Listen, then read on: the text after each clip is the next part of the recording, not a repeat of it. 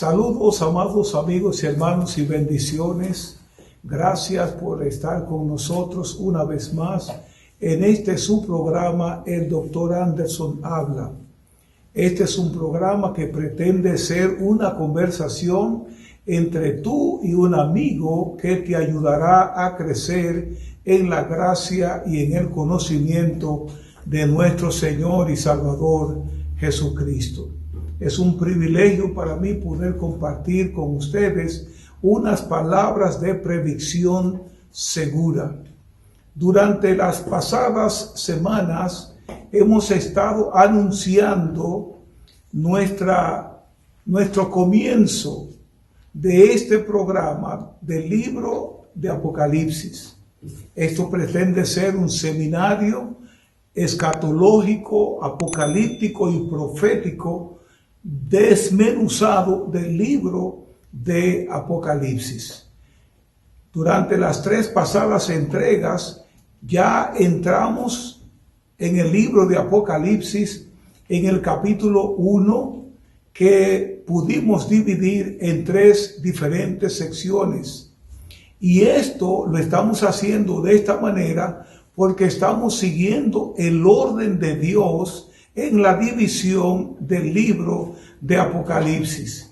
En el capítulo 1 y el versículo 19, el autor del libro, que es Dios el Padre, nos da el bosquejo del libro. Y él le dijo a Juan: escribe las cosas que has visto, es decir, las cosas que aparecen en el capítulo 1 del libro. Y luego le dice: escribe las cosas que son, es decir, las cosas de las que vamos a hablar en este momento, que son los capítulos 2 y 3 del libro. Y más adelante, después que concluyamos con los capítulos 2 y 3, vamos a entrar en la parte número 3, que tiene que ver con las cosas que han de ser después de esta. Ahora, es curioso e inclusive paradójico pensar que la división del libro incluye los capítulos 2 y 3. Y aunque solamente estamos cubriendo 2 capítulos del libro, es el periodo de tiempo más largo que tiene que ver con el libro de Apocalipsis. Porque el capítulo 1, las cosas que has visto, la revelación de Jesucristo en su gloria, solamente operó en ese momento en que Juan estaba recibiendo la revelación. El capítulo 2 y 3, que son las cosas que ves, la cosa que estaba sucediendo en ese momento, incluye toda la era de la iglesia, desde el comienzo de la iglesia en Pentecostés hasta el rapto de la iglesia. Ese es el periodo paradójicamente más largo del periodo del libro de Apocalipsis, porque las cosas que han de suceder después de esta cubren los capítulos del 4 hasta el capítulo 22, que son solamente 7 años. Los 7 años de tribulación y los años de la gran tribulación. Y esto vamos a cubrir ahora, las cosas que están sucediendo ahora, los capítulos 2 y 3.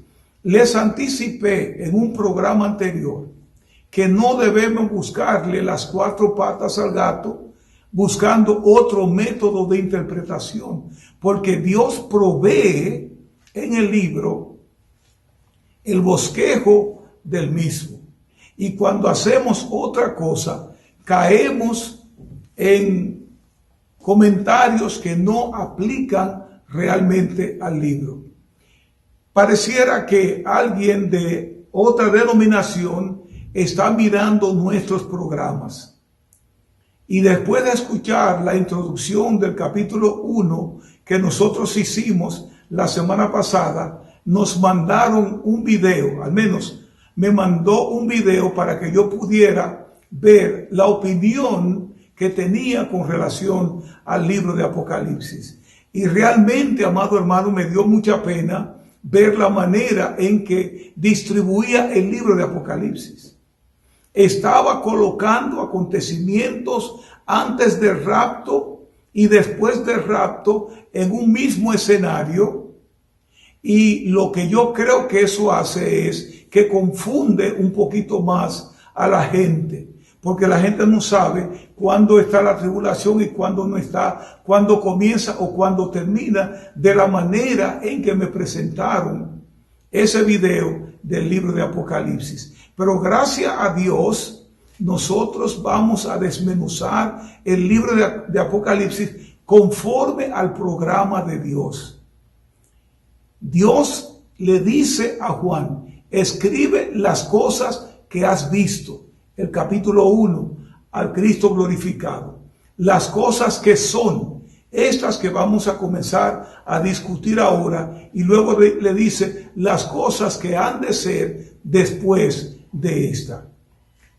El dilema para mí en este momento es que yo hice todos los cálculos del mundo para tratar de encajar las 4 cartas en un solo programa, y definitivamente, mis amados, no va a ser posible, porque les venía diciendo que íbamos a tratar el libro de manera exhaustiva, y para hacerlo de esa manera voy a necesitar un programa para cada iglesia. De manera que tengan paciencia conmigo, tenemos todo el tiempo por delante. Ojalá Cristo nos llegue antes de que terminemos estos programas que estamos ofreciéndole, con la asistencia del Espíritu Santo, la indicación de Dios. Y la razón es porque, igual que ese ministro que me mandó ese programa, ese video del libro de Apocalipsis, todo un desorden, yo sé también que hay muchas personas dentro de nuestra iglesia que tienen la misma confusión y no saben dónde colocar los acontecimientos finales. Aunque ya lo hemos dicho en muchas otras ocasiones, queremos recordarles que una cosa son los acontecimientos de este lado del rapto y otra cosa son los acontecimientos después del rapto de la iglesia.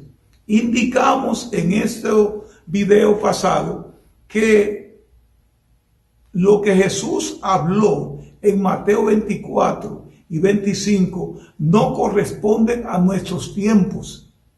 Él está hablando de acontecimientos antes de la segunda venida de Cristo, que incluye un panorama detrás del rapto de la iglesia.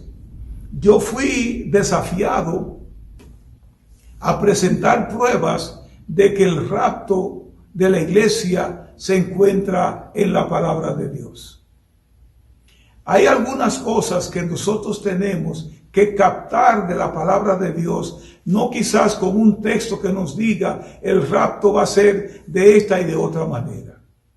Cuando comenzamos a estudiar el libro de Apocalipsis, en el capítulo 1, las cosas que has visto, la visión de Jesucristo en toda su gloria.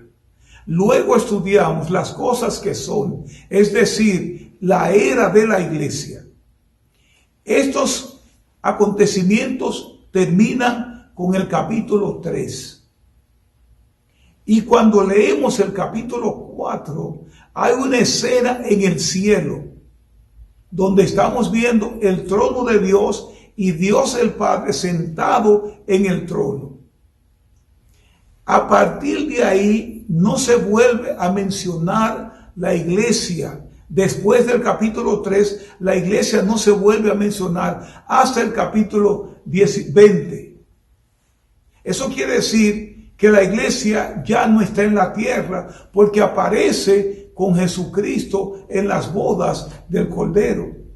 Entonces algo debió haber acontecido para que la iglesia no siguiera en la tierra y concluyera justamente allá con Jesucristo celebrando en las bodas del Cordero. Y como nosotros podemos decir con toda seguridad, cuando Dios fue a destruir el mundo con un diluvio, aquellos que él consideró que eran justos, los envió o los mandó para que construyeran un arca para que se salvaran. Dios los libró de la calamidad que venía. Cuando fue a destruir a Sodoma y Gomorra, no había justos allá en Sodoma y Gomorra. Solamente había uno que Pedro llama justo. Y no vamos a discutir con Pedro. Y ese solo Dios lo sacó antes de traer la calamidad a Sodoma y Gomorra. Más adelante entendemos también que cuando Dios vino a traer las plagas, 10 plagas a Egipto, también sacó a los suyos de Egipto antes de la plaga. Y yo creo que Dios va a hacer lo mismo cuando tenga que venir o caer la ira de Dios sobre este mundo que le ha dado la espalda a Dios. Porque esa ira no puede venir contra los hijos de Dios. Este tiempo de 7 años de gran tribulación, cual el mundo nunca ha visto, no puede caer sobre los hijos de Dios. El patrón que Dios nos ha enseñado es que Él libra a sus hijos de las tribulaciones. Ahora, no estamos hablando aquí de cualquier tribulación. Estamos hablando de una tribulación que Jesucristo dijo que si el tiempo o los días no fuesen acortados, ninguna carne sería salva. Porque el mismo Juan que está escribiendo el libro de Apocalipsis estaba pasando por una gran tribulación. Pero esa tribulación no cuenta con la tribulación que Dios tiene para aquellos que lo desecharon y aquellos que lo abandonaron o que no quisieron recibirlo. Es una tribulación cual nunca ha sido desde que hubo gente en la tierra. ¿Por qué Dios tiene que exponer a sus hijos a una situación como esta? Mis amados amigos, yo quiero comenzar con ustedes estudiando las 7 cartas del libro de Apocalipsis, que ya hemos dicho que está en los capítulos 2 y 3. Y estas son las cosas que son. Capítulos 2 y 3 nada más. El periodo más largo de la historia. Y estas cartas fueron escritas a iglesias históricas. Cada carta ocupa condiciones, dificultades y privilegios en los días del apóstol Juan.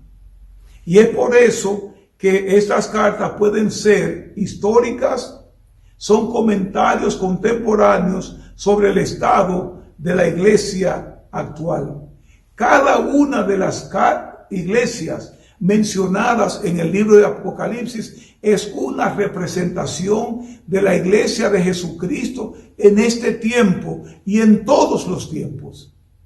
Porque los dispensacionalistas han dividido las 7 iglesias en 7 diferentes temporadas o tiempos. Pero no tenemos todas las bases y los acuerdos para justificar esto.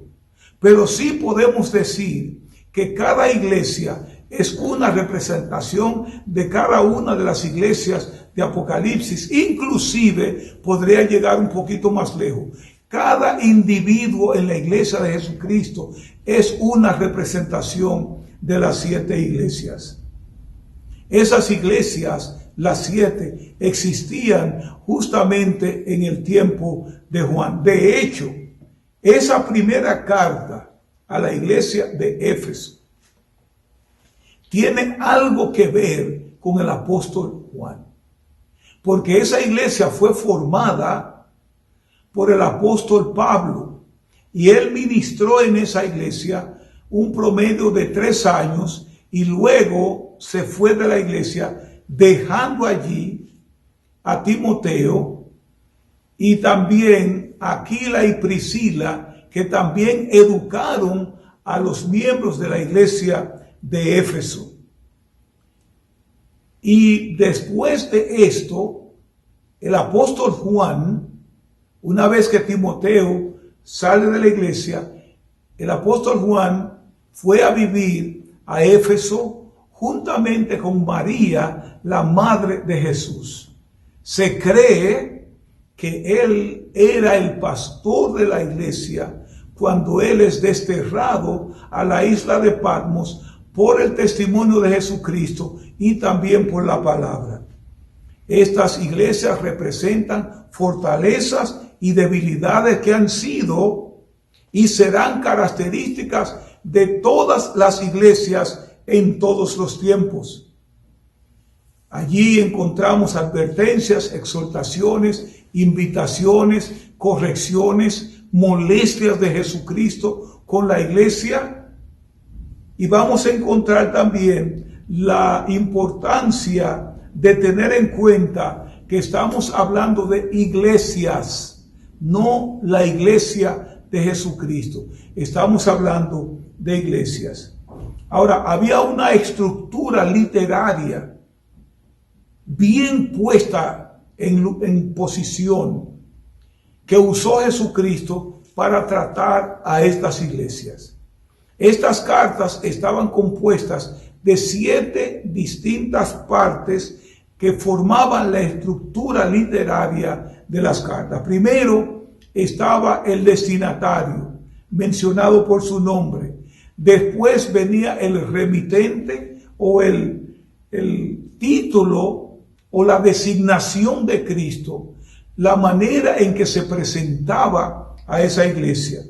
Después de esto venía el encomio o el elogio a esta iglesia, con la excepción de la iglesia de la Odisea, que se entiende por los dispensacionalistas que estamos viviendo hoy el tiempo de la iglesia de la Odisea. También esa carta tenía reprensión, excepto Esmirna y Filadelfia, que no se les reprendió por nada. Lo otro que tenía la carta es la exhortación, o lo que incluía la expresión: el que tiene oído, oiga lo que el Espíritu dice a las iglesias. Y finalmente, todas las cartas tienen una promesa al vencedor, donde Jesús dice: al que venciere, le daré. Y vamos a ver qué es lo que Jesús le daba a cada una de las iglesias conforme a la invitación que le hacía. Vamos entonces, amados hermanos, a entrar en la iglesia de Éfeso. Vamos a tratar la iglesia de Éfeso todo el tiempo que tengamos para ella. Es un pedazo muy largo estudiar el libro de Efesios por la presentación de Jesucristo, las exhortaciones, las invitaciones y las palabras de reprensión contra esa iglesia. Vamos a ir a Apocalipsis, el capítulo 2, y vamos a leer los versículos del 1 al 7 que cubre el período de la iglesia de Éfeso. Y él dice de esta manera: escribe al ángel de la iglesia de Éfeso, el que tiene las 7 estrellas en su diestra, el que anda en medio de los 7 candeleros de oro, dice esto: yo conozco tus obras y tu arduo trabajo y paciencia, y que no puedes soportar a los malos, y has probado a los que se dicen ser apóstoles y no lo son, y los has hallado mentirosos, y has sufrido, y has tenido paciencia, y has trabajado arduamente por amor de mi nombre, y no has desmayado. Pero tengo contra ti que has dejado tu primer amor. Recuerda, por tanto, iglesia de Éfeso, de dónde has caído, y arrepiéntete, y haz las primeras obras, pues si no, vendré pronto a ti, y quitaré tu candelero de tu lugar, si no te hubieres arrepentido. Pero tienes esto, que aborreces es la palabra que odias, las obras de los nicolaitas, las cuales yo también aborrezco. Y en el versículo 7, el último, él dice: el que tiene oído, oiga lo que el Espíritu dice a las iglesias. Al que venciere, le daré a comer del árbol de la vida, el cual está en medio del paraíso de Dios. Mis amados, estamos viendo aquí una iglesia que tenía muchas cosas buenas, muchos beneficios. Sin embargo, carecía de una cosa que le preocupaba o le preocupó a Jesús. Esta iglesia es conocida como la iglesia sin amor, o la iglesia que perdió su amor. Los dispensacionalistas la sitúan en la era del año 100 al año 300, que incluye o quiere o significa el tiempo de la iglesia primitiva. Efesios fue fundada por el apóstol Pablo, donde ministró, que ya le dijimos, por 3 años, y dejó allí a Aquila y a Priscila. Entonces, hay evidencia también de que Pablo llegara a su fin, dejando allí a Timoteo, quien por muchos años dirigió el trabajo de superintendente de las iglesias en aquella área. Y como ya les dije y les repito nuevamente, se cree que el mismo apóstol Juan y María, la madre de Jesús, se establecieron en Éfeso, sucediendo precisamente a Timoteo como pastor de la iglesia. Es decir, escuchen bien esto que les voy a decir, para que ustedes puedan ver cómo Dios obró con la iglesia de Éfeso. Fue fundada por el apóstol Pablo, pero los creyentes fueron discipulados por Aquila y Priscila, enseñado por Apolo, pastoreado por Timoteo e instruido por el apóstol Juan. Yo pienso que si nosotros revisamos esto que les acabo de decir, vamos a ver allí una buena coordinación del Espíritu Santo con la iglesia de Éfeso. Y vamos a ver también cómo el Señor muestra su afecto, su amor y cariño por esa iglesia, que a pesar de durar 2 tiempos, si se quiere, no habían perdido lo que Dios les había dado. Se habían educado muy bien y tenían un muy buen conocimiento de la palabra de Dios. Pero ¿quién es el destinatario aquí? ¿A quién se le envía la carta? Bueno, pues ya nosotros leímos. La palabra dice: al ángel de la iglesia. El otro día yo quise decirles la polémica que hay con el ángel de la iglesia, y me arrepentí pensando que podía causar más confusión que revelación. Pero creo que debo hacerle saber al pueblo de Dios lo que está pasando aquí. El ángel de la iglesia es el pastor de la iglesia.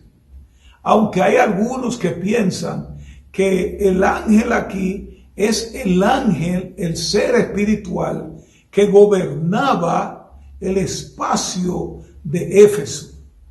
Y la razón por la que tenemos alguna dificultad para recibir esa doctrina de esa manera es porque cómo entonces el ángel hacía llegar el mensaje a la iglesia. Lo más apropiado es que creamos, como Jesús enseñó en el capítulo 1, que el ángel de la iglesia es el pastor de la iglesia. Así que Jesús manda a Juan a dirigir esa carta al ángel de la iglesia en Éfeso. Todas las demás cartas son dirigidas al ángel de la iglesia. Ahora, esta carta en particular está dirigida al ángel de la iglesia que está en Éfeso, es decir, el pastor de la iglesia. Tenemos que entender amados amigos, por qué la iglesia de Éfeso tenía tanto conocimiento de la palabra de Dios, a tal punto que probaba a aquellos que se llamaban ser apóstoles o misioneros y no lo eran, y los consideraban mentirosos y falsos. Ya la iglesia de Éfeso había recibido 7 porciones, directamente 8 libros del Antiguo Testamento. Corrijo, la iglesia de Éfeso había recibido ya 8 libros del del Nuevo Testamento. Y es por eso que ellos eran diestros en la palabra, porque además de recibir estos libros, ellos estudiaban estos libros para conocer la verdad que había en estos libros. Ya el Evangelio de Juan había llegado a ellos. La carta a los Efesios había llegado a ellos. Primera y segunda de Timoteo también había llegado a la iglesia de Éfeso. Primera, segunda y tercera de Juan había llegado a la iglesia de Éfeso, y también Apocalipsis. O sea que la iglesia de Éfeso fue una iglesia bendecida por ser la primera iglesia que recibe una correspondencia de Cristo, y también porque de alguna manera ya ellos habían recibido 8 libros del Nuevo Testamento que ellos habían estudiado.